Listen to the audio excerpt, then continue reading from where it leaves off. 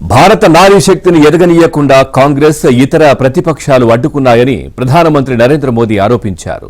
ప్రతిపక్షాలు కుటిల రాజకీయాలతో దేశ మహిళల కలలను కళ్లలు చేశాయని మండిపడ్డారు.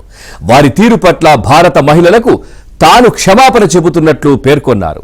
లోక్సభలో మహిళా రిజర్వేషన్లు, డీలిమిటేషన్ బిల్లులు వీగిపోయిన నేపథ్యంలో మోదీ జాతినుద్దేశించి 30 నిమిషాల పాటు ఉద్వేగంగా ప్రసంగించారు.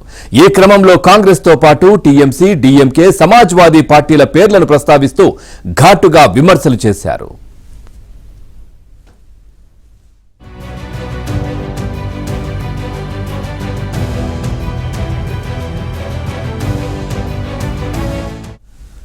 కాంగ్రెస్, దాని మిత్రపక్షాలు మహిళల శక్తిని తక్కువగా అంచనా వేశాయని ప్రధాని మోదీ విమర్శించారు.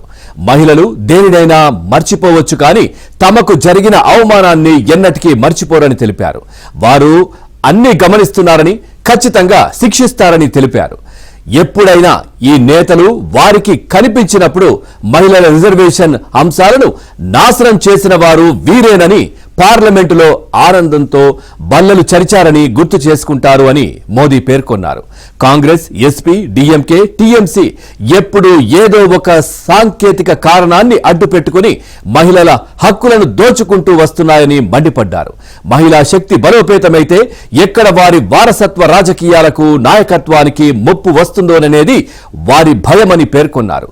చిన్న రాష్ట్రమైనా పెద్ద రాష్ట్రమైనా సరే ప్రతి రాష్ట్రానికి 50% పార్లమెంటు సీట్లను ఇవ్వడానికి సిద్ధమయ్యామని మోదీ చెప్పారు.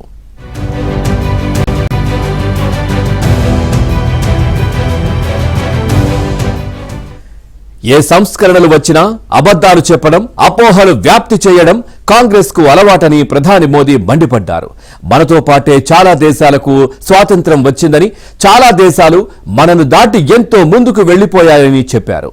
సంస్కరణలను కాంగ్రెస్ వ్యతిరేకించడమే దానికి కారణమన్నారు. కాంగ్రెస్ సంస్కరణల వ్యతిరేక పార్టీ అని విమర్శించారు. ఆలస్యం చేయడం, తప్పుదారి పట్టించడం, అడ్డుకోవడం కాంగ్రెస్ మూల సూత్రమని సెటైర్లు వేశారు. దేశ సరిహద్దులు వివాదాలను పెండింగ్ లో పెట్టిందన్నారు. జమిలీ ఎన్నికలకు వ్యతిరేకం, అక్రమ వలసదారులను చంపేయడానికి వ్యతిరేకం, సిఏఏకు ప్రక్రియకు వ్యతిరేకిస్తున్నారన్నారు. ప్రస్తుతం దేశం ఎదుర్కొంటున్న పెద్ద సమస్యలన్నీ కాంగ్రెస్ తీరుతో ఏర్పడినవేనని చెప్పారు.